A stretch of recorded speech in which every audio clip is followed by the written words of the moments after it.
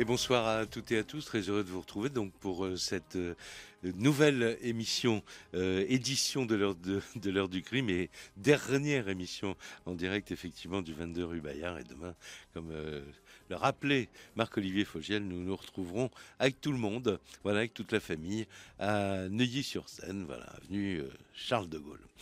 Ce soir, à la une de notre émission qui a été préparée comme chaque jour par Justine Vignot et par Émilien Vinet avec, comme d'habitude, Marc Bisset à la réalisation technique. Ce soir, à la une, ce sinistre personnage, un des pires tueurs en série français, Guy Georges. Il a, voilà, en sélectionnant parfois sur un simple regard sa victime, tuée en quelques années, cette malheureuse jeune femme. Il en a agressé d'autres qui en sont sortis par miracle. Et si nous revenons sur cette affaire Guy Georges, c'est à l'occasion de la publication d'un livre qui est signé du père de la première victime de Guy Georges, Pascal Escarfaille. Jean-Pierre Escarfaille, bonsoir. Bonsoir Jacques. À travers l'action et maintenant à travers la spiritualité, arriver à redevenir quelqu'un de vivant.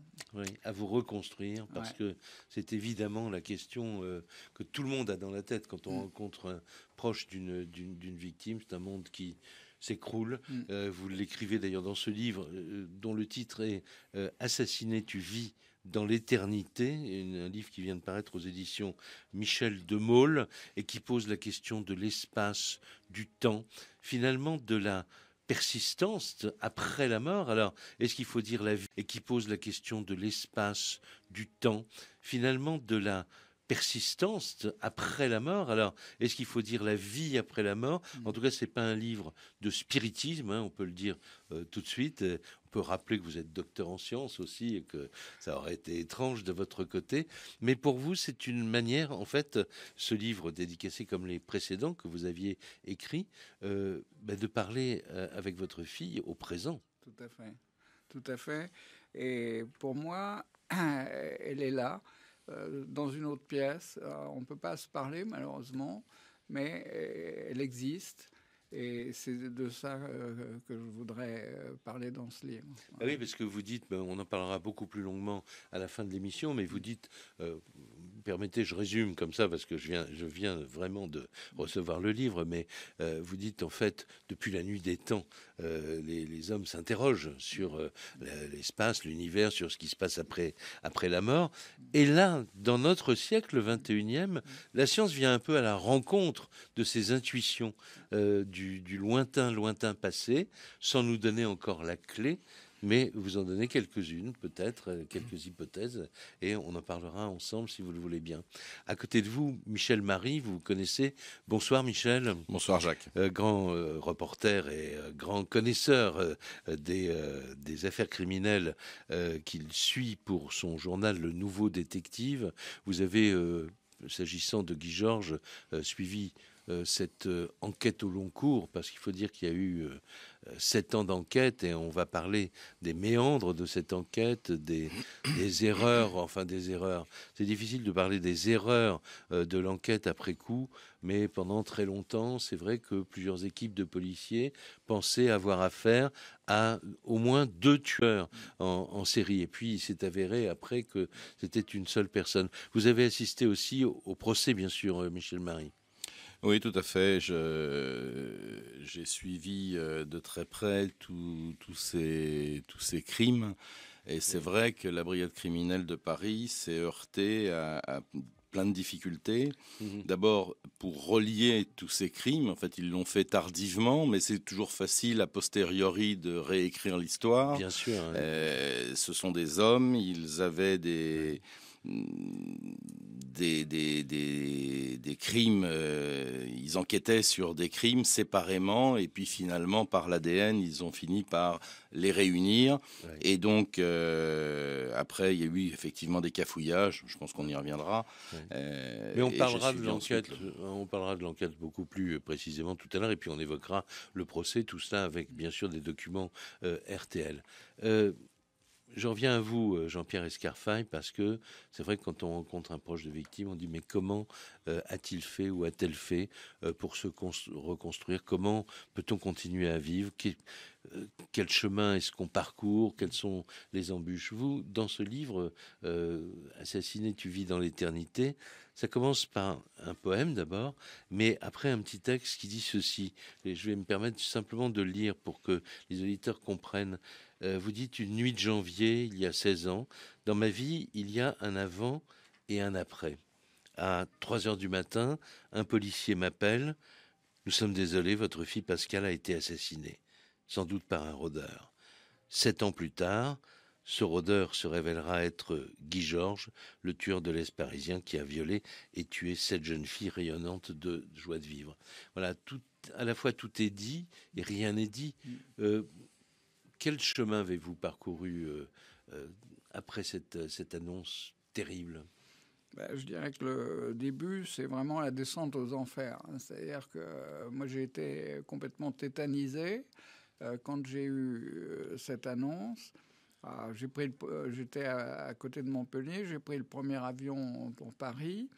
Et je suis arrivé le matin au quai des Orfèvres, où j'étais reçu par l'inspecteur Bustamante, très sympathique, qui m'a mis en confiance et qui a commencé à m'expliquer un peu, sans entrer, heureusement d'ailleurs, trop dans les détails terribles. Oui. Ça c'est venu après, ce qui s'était passé. Et après, pendant 7 ans, je dirais que j'ai suivi plus ou moins l'enquête grâce aux policiers, grâce quelquefois aussi au juge d'instruction. Je dirais que là, Gilles Bertil. Voilà, mais Gilles Bertil, je ne l'ai eu qu'à la fin.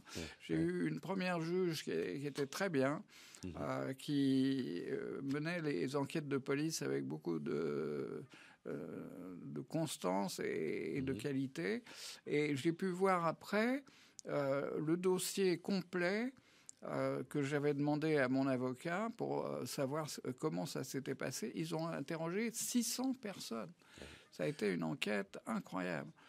Mais la deuxième juge d'instruction, c'était un peu moins bien. Je dirais que à la fin, elle voulait classer le dossier avant que Guy Georges soit arrêté. Et elle a refusé quand même des demandes d'enquête. Donc, heureusement, mon avocat... Et pour vous, c'est insupportable, ça, pour le père d'une jeune fille assassinée, le risque que un non-lieu soit prononcé, c'est terrible aussi. Exactement. Et malheureusement, dans notre association, dont on parlera après, on voit souvent des victimes dont le dossier a été classé. Et ça, c'est absolument catastrophique. Mais dites-moi, Jean-Pierre Escarfaille, bon, il y a les relations avec la justice, avec les services d'enquête, avec les journalistes aussi, je suppose. Après, oui, bien sûr. Mais non, mais même avant qu'on ne sait pas qui est le tueur, on sait qu'il y a une enquête en cours, on l'appelle le tueur de l'Est parisien. Est-ce que vous êtes entouré? Comment faites-vous au quotidien? C'est effectivement une période très difficile. De sidération, quoi. Moi, avant que ça m'arrive, je travaillais, j'étais industriel, j'étais consultant. Et là, tout d'un coup, j'ai pris une retraite anticipée parce que je n'arrivais plus vraiment à travailler, à me concentrer. Et donc, en fait, on se laisse vivre quand même. Mais parce que l'inconnu, le fait de ne pas savoir, c'est ce qu'il y a de pire. Et au procès de Guy Georges, je me souviens, donc là aussi on anticipe un peu, mais à la fin, quand il a avoué, après une tactique qui était quand même pas très agréable, Liliane Rocher, qui a été vice-présidente de mon association, a dit merci. parce que vraiment, c'était Merci ça d'avoir qu'on avoué. attendait. Ouais, bien sûr. Alors, on va faire une pause. Dans un instant, d'ailleurs, on parlera de ce moment qui a dû être un moment intense pour vous. C'est quand vous avez appris qu'on avait arrêté le tueur de l'Est parisien et qu'il s'appelait Guy Georges. À tout de suite. 20h, 21h, L'heure du crime. Jacques Pradel sur RTL. AXA. 20h, 21h, L'heure du crime. Jacques Pradel sur RTL. Les invités de l'heure du crime ce soir, Jean-Pierre Escarfaille, le père de Pascal Escarfaille, première victime de Guy Georges, assassiné en janvier 1991, à l'occasion de la publication aux éditions Michel de Maulle d'un livre dont on parlera beaucoup plus longtemps tout à l'heure en fin d'émission, Assassiné, tu vis dans l'éternité. Et Michel Marie, grand reporter au journal, au magazine Nouveau Détective, qui a évidemment à l'époque suivi toute l'affaire, l'enquête sur la traque de celui qu'on appelait le tueur de l'Est parisien. Et puis ensuite, vous avez couvert évidemment le procès. On va s'arrêter avec un document RTL à une date qui est importante dans cette affaire, 26 mars 1998. C'est ce jour-là qu'on apprend sur RTL que le tueur de l'Est parisien a été arrêté dans la matinée par les policiers de la brigade criminelle qui le traquent depuis 7 longues années. Guy Georges vient d'être mis en examen, il a été écroué à la prison de la Santé et sur RTL, Édouard Dacosta revient sur les circonstances de cette arrestation. 11h, le suspect sort du métro, suivi par 2 policiers en civil. Il traverse la rue, pousse les portes d'un supermarché. À peine rentré dans le rayon de la parapharmacie, il est plaqué au sol par ces mêmes policiers. Derrière sa caisse, la vendeuse croit alors à une altercation entre clients. J'ai d'abord voulu appeler directement la police parce que je pensais que c'était une bagarre. Et quand j'ai vu sortir des menottes, j'ai compris que c'était des policiers en civil. Ils m'ont juste demandé s'il y avait un endroit calme pour essayer de discuter. J'ai dit oui, je les ai envoyés au fond de la para, ils se sont mis là. Et après, je les ai vus jubiler. Et moi, je me suis dit peut-être qu'ils étaient sur un... Peut-être, je sais pas. Je pensais que c'était une petite affaire, mais maintenant qu'on me dit ce que c'est, j'ai peur. Alors, Michel Marie, évidemment, la police avait mis dans tous les commissariats la photo d'identité de Guy Georges, puisque peu de temps avant, on avait réussi à lui donner un nom. Comment ça s'est passé alors ? C'est la science qui a fonctionné, qui a bien fonctionné. C'est plutôt un laboratoire d'ailleurs qui, de façon pas tout à fait légale du reste, avait fait ses fonds de tiroir d'empreintes génétiques et qui finit par mettre un nom sur les traces ADN retrouvées sur certaines scènes de crime. Parce que dans les crimes de Guy Georges, il y a des crimes avec ADN et des crimes sans ADN. Et donc, là, c'est le juge d'instruction dont on parlait tout à l'heure, Gilles Bertil, qui a usé de toute son autorité. Il n'y avait pas de fichier national des empreintes génétiques à l'époque. Hein. C'est donc, tout le problème. Voilà, c'est lui qui a enjambé un petit peu les règlements. Il a effectivement précipité les choses en faisant son propre fichier, son FNAEG, son mini FNAEG.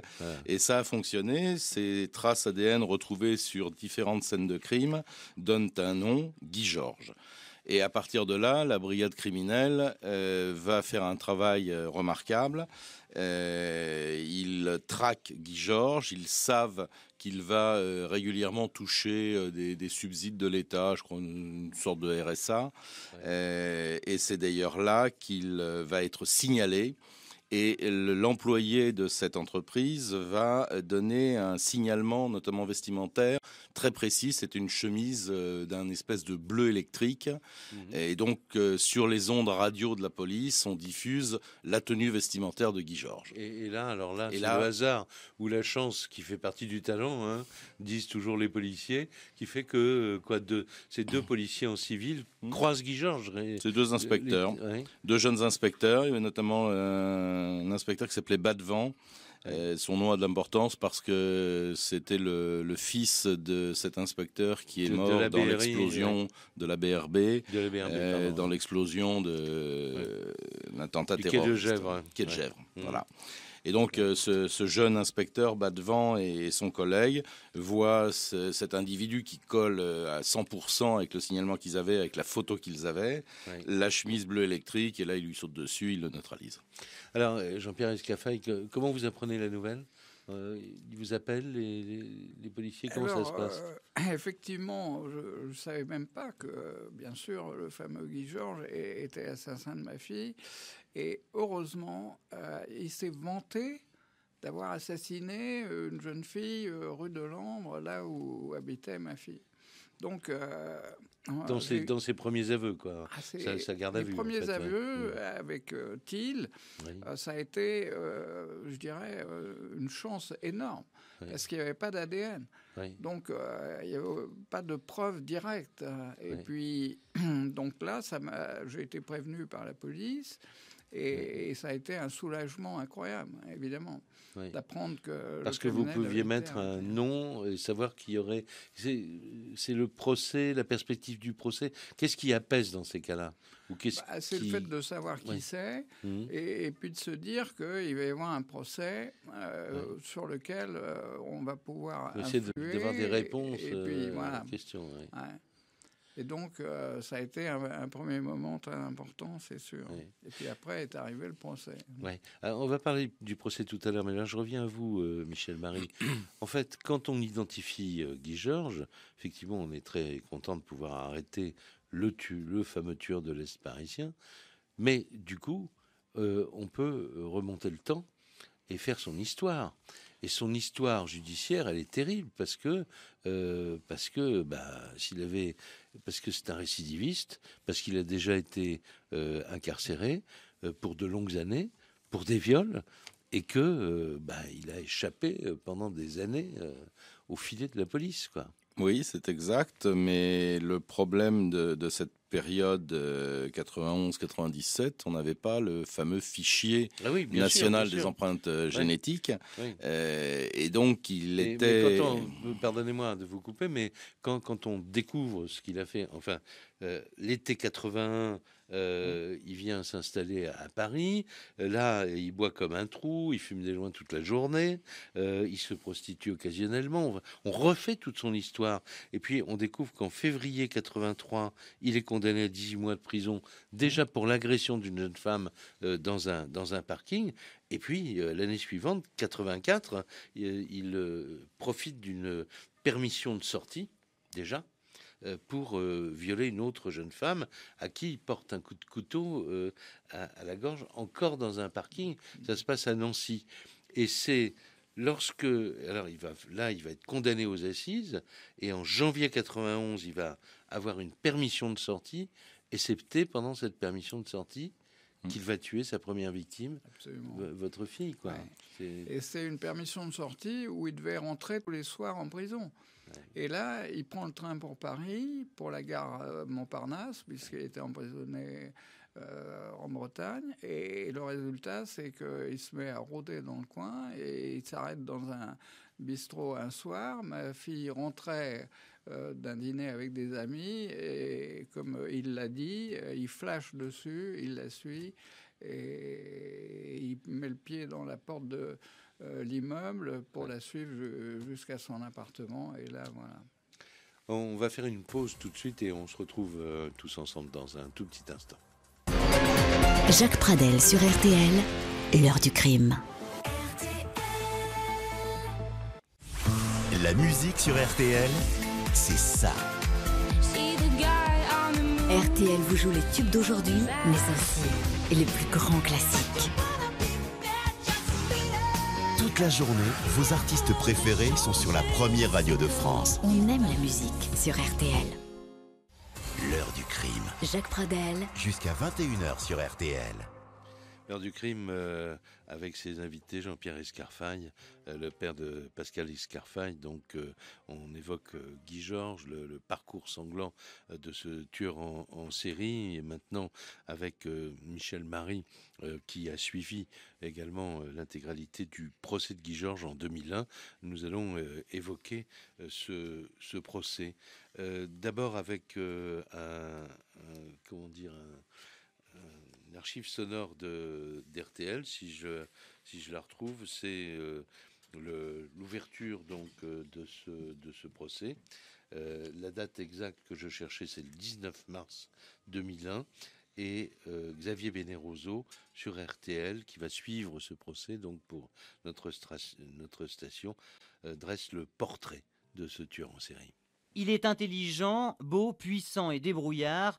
Guy Georges ne parle pas ici d'un homme, non, lors des 14 entretiens qu'il a accordés à des psychiatres, Guy Georges évoque son fétiche, le tigre. Les animaux, le détenu de la santé connaît depuis l'âge de 11 ans.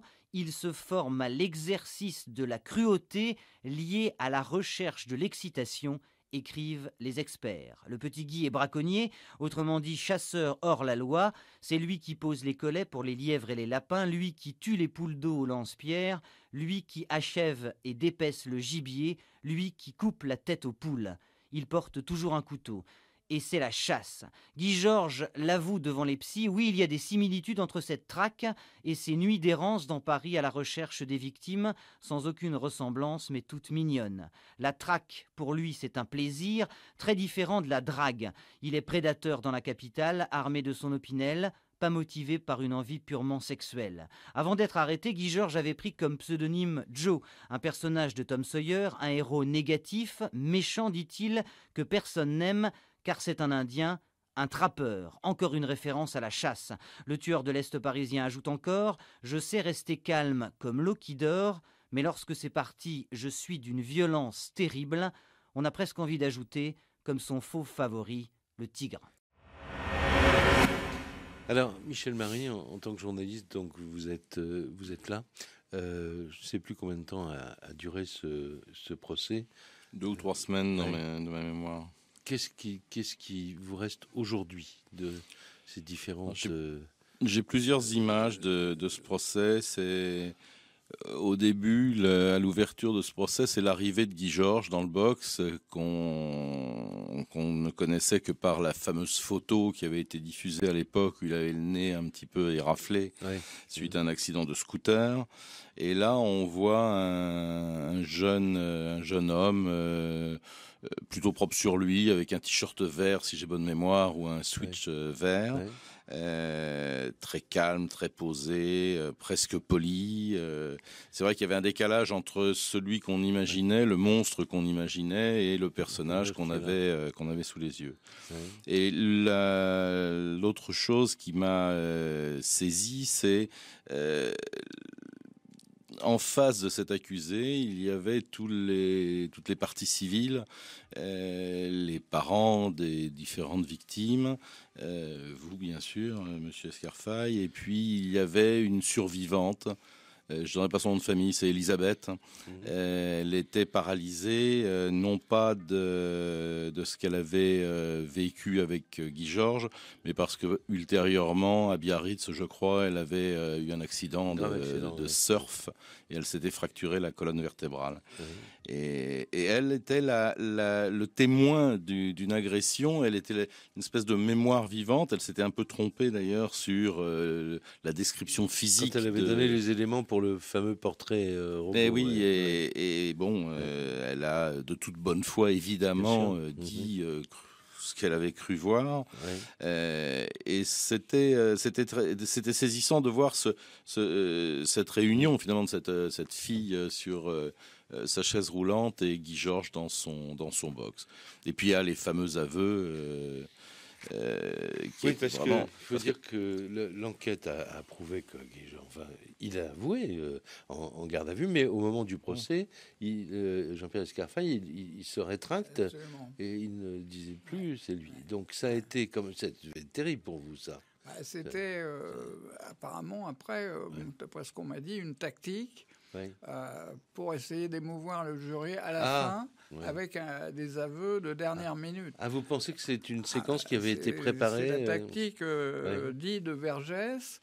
Et Maître Ursulet, qui était son avocat, avait travaillé avec Vergès. Alors, écoutez, on va en parler tout de suite après. On va entendre ce moment, en tout cas le récit de ce moment. C'est Xavier Bénéroso, je le dis tout à l'heure, qui suivait le procès. Alors, écoutez, c'est l'audience du 28 mars 2001. Dès le début de l'audience, Guy Georges abandonne tous ces masques qu'il s'est confectionnés durant tout le procès. Masques de l'arrogance, de l'innocence, du silence. La fin du mutisme, parce que c'est moi, votre avocat, qui vous le demande, implore son défenseur, maître Ursulet. Parce que vous avez une attitude incohérente, ajoute maître Frédéric Ponce, son autre conseil. Les aveux, c'est une série de oui, murmurés par l'accusé qui n'en finit plus de courber la tête et qui pleure. Un question-réponse rapide, terrible, qui démarre par « Est-ce que vous avez agressé mademoiselle Ortega ?» Oui, l'homme du box dira 7 fois oui. Après chaque nom prononcé, celui d'une jeune femme violée et assassinée. Guy Georges demande pardon à tout le monde, aux familles de victimes, à sa famille, à lui-même et à Dieu s'il en existe un. Le président Jacob commente « Vous avez fait un grand pas, mais il reste des interrogations sur le pourquoi des crimes. L'accusé l'ignore, il le dit. J'ai pété les plombs d'un autre côté. C'était quelqu'un d'autre, allusion à sa double personnalité. Le comment, le pourquoi, c'est maintenant les interrogations qui hantent les familles de victimes. Comment ma fille a-t-elle été assassinée? Combien de temps a-t-elle mis pour mourir? Alors bien sûr, Xavier, personne n'est dans sa tête, mais on peut se demander pourquoi Guy Georges avoue aujourd'hui? Oui, l'accusé a répondu que c'est Amélie, la sœur d'Elsa, et le témoignage d'une amie d'Agnès Nipschkamp qui l'ont remué, comme il le dit, avant d'ajouter « Mes avocats ont fait le reste ». Xavier Beneroso qui intervenait dans le journal de Jacques Esnoux. Alors, Jean-Pierre Escarfaille, il faut dire, donc évidemment vous étiez là au procès tous les jours. Vous êtes sorti à plusieurs reprises, je crois, parce qu'il y avait trop d'émotions pour vous au moment où on montrait des photos de scènes de crime, quoi, en fait, qui vous concernaient. Mais autrement, vous étiez là. Bien sûr, bien sûr. Et en même temps, vous faites connaissance des autres familles. Et est-ce que c'est ça qui va donner lieu à cette association que vous fondez pour la protection contre les agressions et crimes sexuels? Absolument. C'est là où j'ai rencontré Liliane Rocher, qui est devenue, je dirais, une des clés de cette association, qui s'est entièrement dévouée à ça. Également les Benadi, qui avaient perdu une fille. Bon, les autres sont restés un peu plus loin. Mais à 3, on a vraiment commencé à travailler sur la question pourquoi, comment se fait-il qu'on a pu avoir cette suite invraisemblable d'assassinats. Donc la première chose qu'on a faite, c'est... Moi, je suis allé à Londres voir comment les Anglais faisaient pour le fichier des empreintes génétiques. Et c'était impressionnant. Ils avaient 3-4 ans d'avance sur nous. Ouais. Donc ça, c'est venu assez vite. Après, on a travaillé sur le bracelet mobile. Là, je suis allé aux États-Unis pour voir là aussi comment ça marchait. Pour voir suivre les gens qui sortaient de prison, voilà. En conditionnel, quoi, pour ne pas les lâcher dans la nature, hein, en fait. Ouais. Le drame, c'est très difficile d'éviter la première catastrophe. En revanche, après, en avoir toute une série, et Guy Georges n'est pas le seul, Pierre Baudin et beaucoup d'autres sont passés par la prison et puis ils sont ressortis pour tuer à nouveau ou pour violer à nouveau. Oui. Donc ça, il fallait absolument l'éviter. Alors, donc on a travaillé sur l'évaluation de la dangerosité. Aujourd'hui, je fais partie d'une commission où on est 7 avec des juges, des psychiatres, etc., pour dire est-ce que ce type a le droit de sortir ou est-ce qu'il faut qu'il reste encore en prison au lieu d'être en liberté. Oui.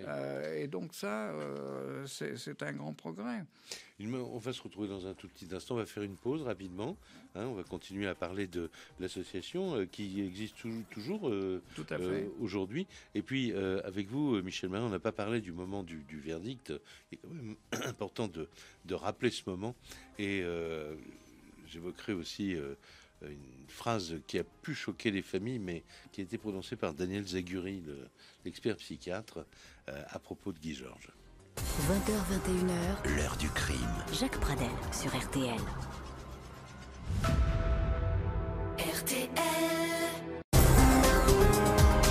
Retour de l'heure du crime, Jacques Pradel sur RTL. Le 5 avril 2001, Guy Georges est condamné à la réclusion criminelle à perpétuité avec une période de sûreté de 22 ans. Je suppose qu'il n'y a pas eu de surprise, Jean-Pierre Escarfaille. Vous attendiez ce verdict, ou est-ce que vous pensiez qu'il n'y avait pas d'enjeu? C'était évident qu'il allait être condamné à perpète. Oui. Donc nous, on attendait cet aveu, mais on n'attendait pas tellement le jugement. On savait ce qui allait arriver. Oui. Mais on n'en a pas trop parlé tout à l'heure, mais c'était important d'entendre Guy Georges dire oui. Très important. Très important. Ça a été un moment, par exemple, pour Liliane Rochet, elle a dit merci tout haut. Oui, c'est exact. Oui. Ouais. Et parce que, en fait, qu'est-ce qui se passe? C'est se dire quels ont été les derniers instants de mon proche ou donc de votre fille ou pour les autres familles de leur fille ou de... Ouais. Il n'a jamais révélé ces derniers instants. En fait, il y a eu quand même des descriptions assez précises pendant le premier interrogatoire sur comment ça s'était passé. Hein. Oui. Donc, ça, c'est... Et pour vous, c'était important, malgré le choc, malgré l'émotion, parce que c'est terrible à apprendre quand même, mais il faut le savoir. Moi, j'ai demandé le dossier, puisque ça n'est pas ressorti au procès. Hein. Oui. Donc, en revanche, dans le dossier, il y avait tous les entretiens qu'il avait eus avec les juges. Détaillés. Donc, détaillés. Oui. Alors, j'ai pas demandé, enfin, j'ai pas regardé les photos, mais j'ai lu avec beaucoup d'attention, évidemment, ce qu'il racontait. Hein. Alors, ce moment du verdict, vous l'attendiez aussi, évidemment, vous les journalistes, comme tout le monde. Comment ça s'est passé ?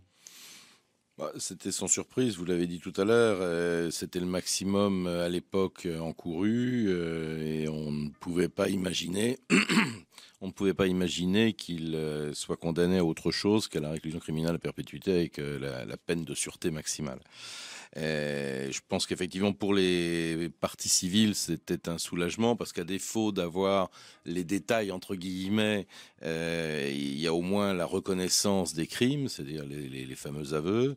Et puis il est vrai que savoir un individu comme Guy Georges incarcéré pour une longue période, c'est plutôt rassurant.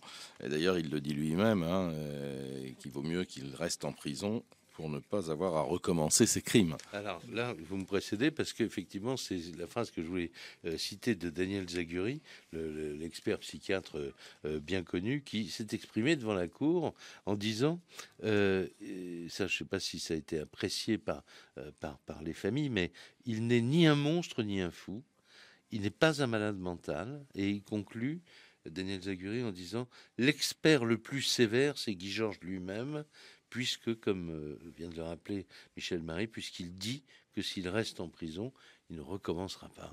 Mais alors, Jean-Pierre Escarfaille, 22 ans, ça veut dire qu'en 2020, il aura 58 ans, et il aura le droit, en tout cas, légalement, de demander un aménagement de sa peine, voire une libération conditionnelle, qui peut être refusée, bien sûr, également. Comment ça va se passer? Et vous êtes dans des commissions qui avaient tout à fait. Si vous voulez, justement, c'est pour ça qu'on a mis en place toute cette procédure d'évaluation de la dangerosité avec un passage dans un centre spécialisé où la personne reste un mois. Guy Georges va sûrement demander une libération conditionnelle, c'est évident. Et donc, il va passer un mois, on va le tester, regarder comment... Alors, qu'est-ce que c'est un mois où? Expliquez-moi, on a envie de savoir. Il y a 8 centres en France où les demandeurs de libération conditionnelle qui ont fait des crimes graves, pas tous évidemment, maintenant on a aussi les djihadistes qui reviennent. Et donc ces personnes vont dans un centre particulier, ils voient des psychiatres, des psychologues, et les meilleures opinions, c'est souvent les surveillants qui regardent comment agit la personne, s'il est bizarre ou s'il... Et on demande leur avis aux surveillants également de l'administration pénitentiaire. Oui. Et donc, après, il y a un rapport qui est fait, qui est en général très bien fait. Et puis, ce rapport arrive devant une commission dont je fais partie pour Paris. Et là, on donne aussi un avis, mais c'est un avis. C'est-à-dire que c'est le juge d'application des peines ou le tribunal d'application des peines qui prend la décision. D'accord. Mais la commission qui donne son avis inclut des proches de victimes. Alors, elle inclut un représentant des victimes. Si Guy Georges vient, je ne serai pas là, évidemment. Oui. C'est pas possible. D'accord. Mais je dirais que dans l'ensemble, cette commission donne des avis que je trouve soit positifs, soit négatifs, très, très motivés. Et donc, il y a toute une procédure qui fait qu'à mon avis, Guy Georges ne pourra pas sortir avant peut-être une dizaine ou une quinzaine d'années, mais il sortira un jour. Ça, c'est clair. Vous envisagez... Alors ça panique mes enfants, mais il faut voir les choses comme elles sont. Voilà. C'est-à-dire vous l'acceptez? C'est un peu dur, mais on est obligé, puisque justement, moi je fais partie de ce système judiciaire qu'on a contribué à mettre au point, et à un moment, on peut se dire que quelqu'un qui a 70 ans et passé 30 ou 40 ans en prison, va peut-être pas... à condition qu'il ait vraiment évolué. Ça se voit très bien. Il y a les avis des psychiatres en prison, à la sortie. Donc, voilà. Ouais. Alors, on en parle, je pensais en vous écoutant, parce qu'il y a une semaine, on évoquait, c'est une polémique importante en Belgique, puisque l'avocat de Dutroux a écrit un livre, on était notre invité la semaine dernière, pour dire qu'il faut libérer, il dit pas il faut libérer Dutroux demain matin, mais il dit il faut se mettre dans la tête que peut-être Dutroux va demander à accéder à une libération conditionnelle, et il vaut mieux préparer cette sortie. Vous avez évoqué cette affaire-là aussi, Michel Marie, je vous ai vu réagir. Non, j'écoutais attentivement ce que vous disiez. J'ai pas suivi le développement de Dutroux, enfin de sa demande de libération conditionnelle. En revanche, Guy Georges, si j'ai bien calculé, il y a en gros une vingtaine d'années qu'il est incarcéré. Je pense quand même qu'avant qu'il bénéficie d'une libération conditionnelle, il va se passer effectivement du temps avant qu'un magistrat signe sa sortie. C'est une prise de risque énorme pour un magistrat, c'est une décision extrêmement compliquée, et je pense qu'il va en faire plusieurs avant d'obtenir gain de cause. Une dernière pause dans cette émission, et on se retrouve dans un instant. 20h, 21h, L'heure du crime. Jacques Pradel sur RTL. Jusqu'à 21h sur RTL, Jacques Pradel, l'heure du crime. Avec Michel Marie, donc, avec qui nous avons évoqué l'enquête policière et le procès de Guy Georges, et Jean-Pierre Escarfaille, le père de la première victime de Guy Georges, qui témoigne évidemment, et je pense que c'est important, ne serait-ce que pour les familles qui sont dans votre cas, de continuer à prendre la parole et d'expliquer, quoi. Voilà. Et puis il y a ce livre. Alors c'est un peu un ovni, on va dire. Ce livre, c'est un petit livre extrêmement dense. Assassiné, tu vis dans l'éternité, qui vient de paraître aux éditions Michel de Maulle. Il est signé de vous, Jean-Pierre Escarfaille, et il est habité, on va dire, par Pascal, quoi. Votre fille. Tout à fait. Et vous évoquez, on en parlait au tout début de l'émission, ces questions à la fois philosophiques, mais qui peuvent devenir maintenant peut-être scientifiques. Alors, faites-nous la part des choses, ce qu'on a dit. Vous êtes docteur en sciences, je l'ai rappelé, et puis vous n'êtes pas dans le spiritisme, vous ne cherchez pas à faire tourner les tables, mais dans la spiritualité. Alors, expliquez-nous votre démarche, tout simplement. Je dirais que pour se reconstruire, il y a une première période d'action. Alors, on fonce, on fait passer des lois, on voit beaucoup de gens, et puis tout d'un coup, quand même, ça s'arrête, et là, on commence à aller un peu plus loin. Et se dire, on vieillit, on approche de la mort. Pascal a disparu. Pour moi, elle est dans une pièce à côté. Je ne peux pas lui parler, mais elle existe toujours. Oui. Et en fait, je suis allé plonger dans la théorie de la relativité d'Einstein pour trouver une solution à mon problème. Parce que je suis pas athée, mais je suis agnostique. Donc, quand on est athée, on ne croit plus à rien. Quand on est religieux, on croit au paradis ou à l'enfer ou à la réincarnation. Et à la vie après la mort, oui. Mais agnostique, c'est qu'on cherche. Et moi, j'espère avoir trouvé dans la théorie de la relativité un concept qui fait que véritablement, on a une vie qui est éternelle. Et parce que dans la théorie de la relativité, le temps n'existe pas. Et alors, ça met longtemps à pénétrer dans l'esprit des gens. Parce que, par exemple, pendant longtemps, on a cru que le soleil se levait le matin et se couchait le soir et que la Terre était fixe. Oui. Puis on même qu'elle était plate. Et puis qu'elle était plate, en plus. Donc, les théories scientifiques mettent du temps à passer dans la tête des gens. Et je pense que l'espace-temps, qui est un concept nouveau, c'est-à-dire que le temps n'existe pas, mais une dimension de l'espace, fait qu'on a en fait la forme d'un fil très long et très mince. Et ce fil a un début qui est la naissance et une fin qui est la mort. Mais ce fil se lie aux autres fils pour former un tissu. Et ce tissu... et je dirais, le plus important, c'est les relations qu'on a avec les autres. Et c'est des relations... Chaque minute, chaque instant, les relations avec les autres, c'est ça votre message, quand même. Et puis vous dites, on croit habiter un espace, mais si on habitait un espace-temps, tout changerait, quoi, en fait. Absolument. C'est ça, comme ça que j'ai compris une partie de votre livre.